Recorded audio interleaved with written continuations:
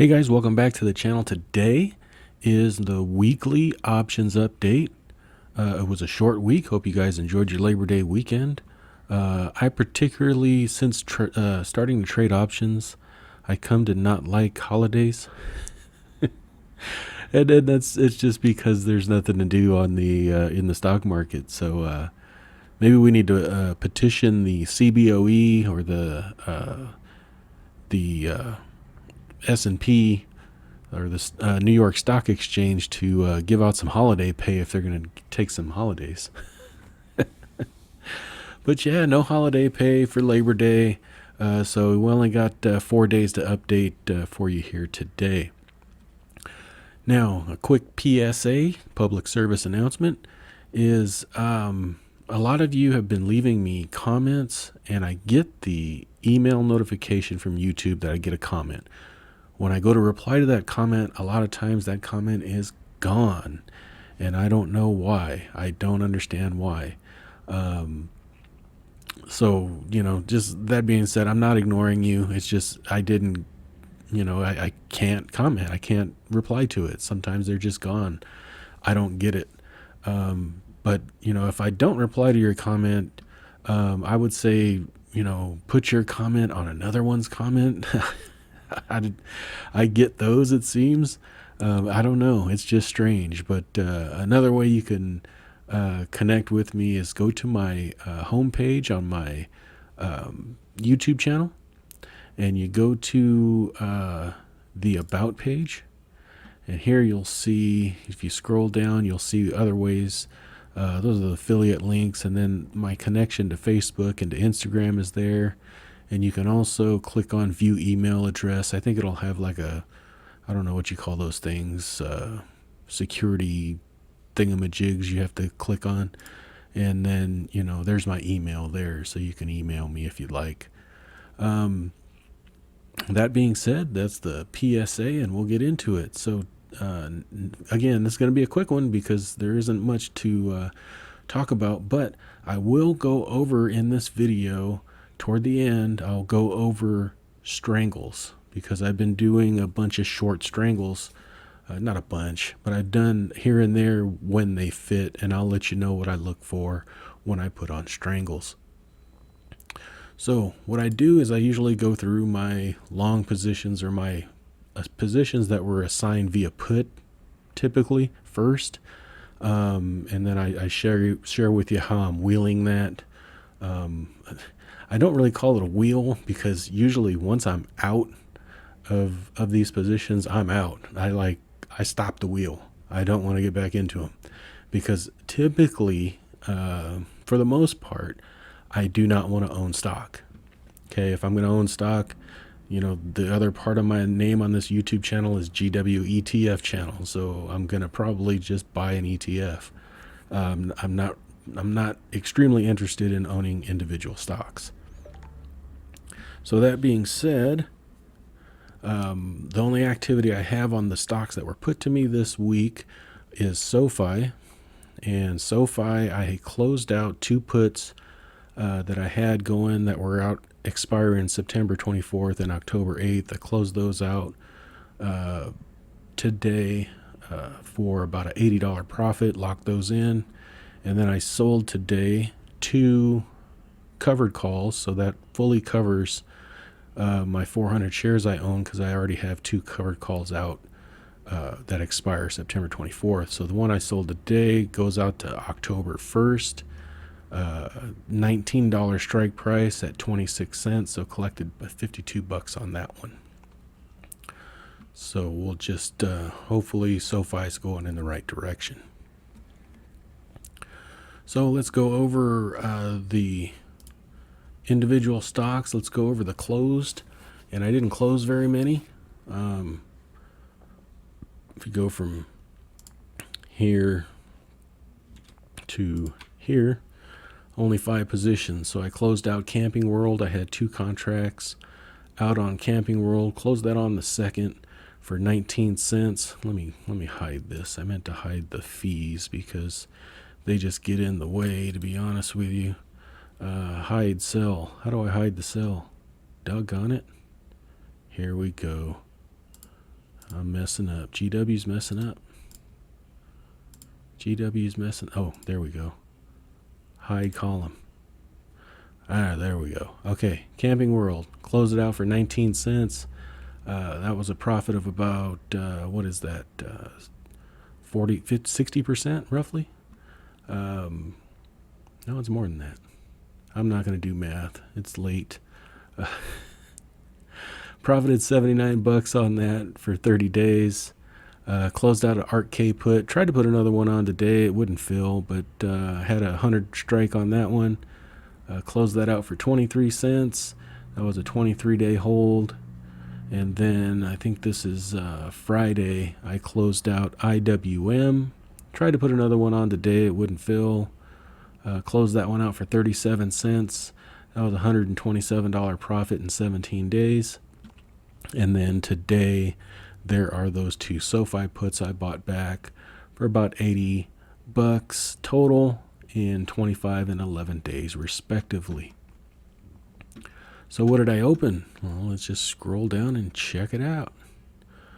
So from 9.1 to 9.7, only opened up 6. There's that Strangle that we'll talk about. Did a 50-80 strike there, collected about, 93 cents. Whoops, sorry, about 95 cents on that one. That's a 44-day hold. Did one contract of each on the call and put. Trade Desk, a viewer actually on the last week put me up on this one, and I looked at it, and it didn't look good at first, but then I looked at the math, looked at the chart, and it looked like 60 strike was okay. This is about the minimum I like to go for. It's 60 cents. Only did one contract, 43 days out.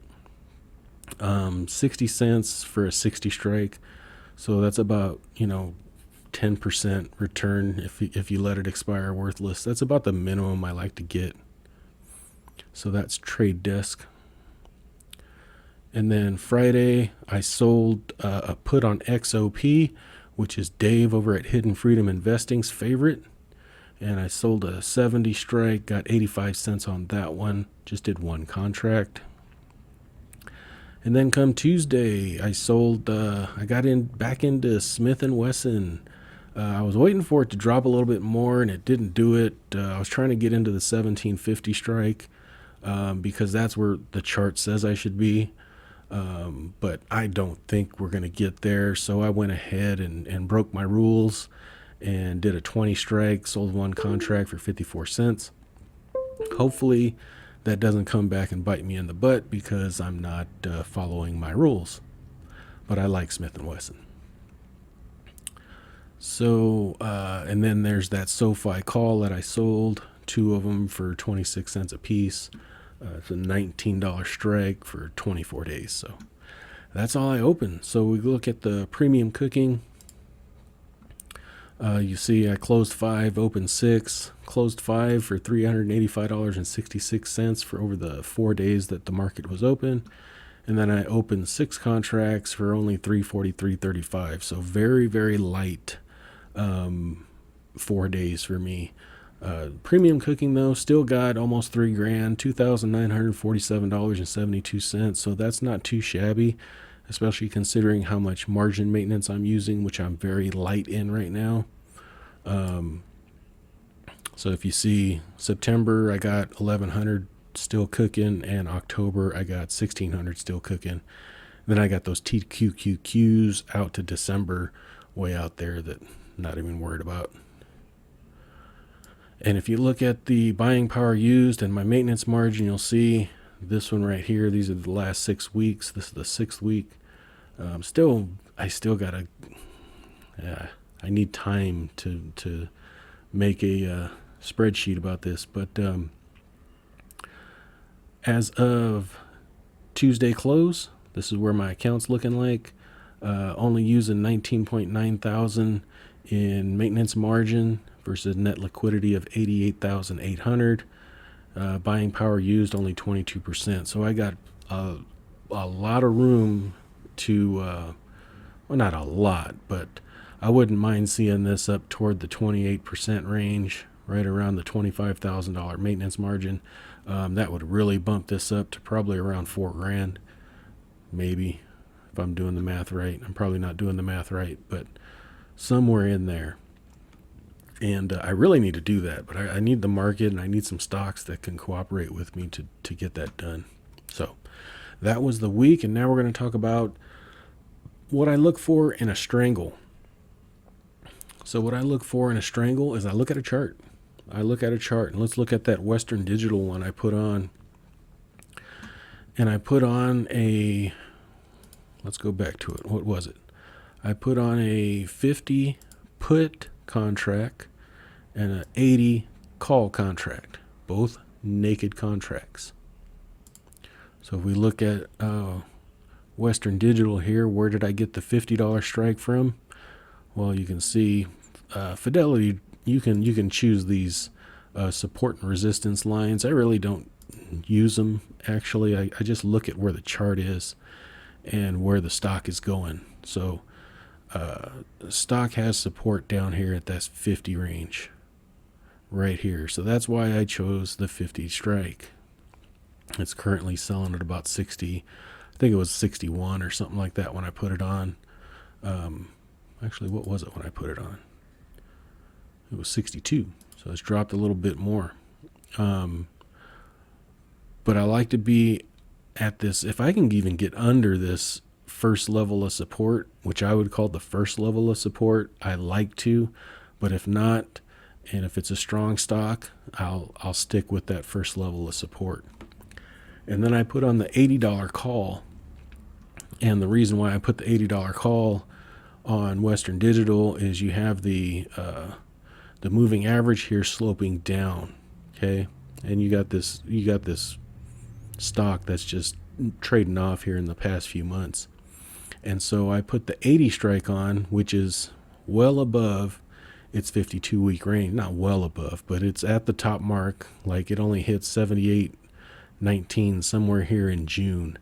And really, with the moving average going down and the way this stock movement is looking, I don't think in the next 45 days that it's going to get to this point and surpass it to get to my 80 strike.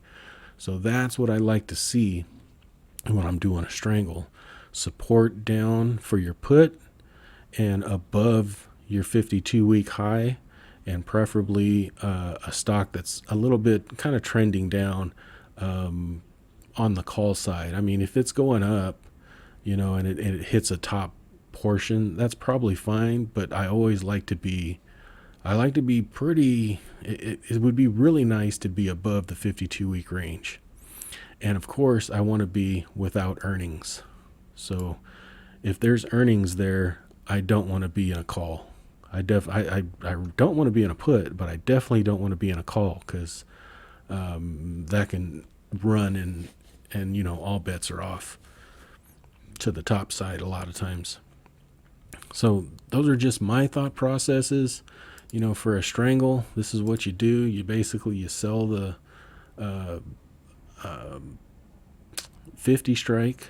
That's what I did. And then I sold on the call side. I sold the 80 strike, and I got in between there, which was about 96 cents. And that you could probably get about 90 cents for it now. And the margin impact is only $693. So this is how I figure it out. So I got 96 cents for it. So I got $96, and I'll divide that by the margin impact. So 693. So there's your maximum return potential of the trade, 13.85%. So I like this to be at least 10%. When I put trades on, whether it's a naked put, naked call, whatever it is, I like it to be at least 10%. I'm not going to say the higher the better, because usually the higher it is, the more riskier you're probably being. Okay, you're probably being a little bit more risky, or you're playing with a stock that is highly volatile. And I normally don't do that. I try to be as safe as I possibly can, and I use charts to do that. So Hope you guys enjoyed. If you got any questions, comments, concerns, leave them down below. Like, share, subscribe. Check out my About section on my channel. Check out the community tab. Follow me on Facebook, Instagram, all that good stuff. You guys have a great one, and we'll talk to you later. Thanks. Bye-bye. I am not a financial advisor. The information contained in this video is for entertainment and informational purposes only. It is not intended to be investment advice. Please seek a licensed professional for any investment, tax, or legal advice. Thank you.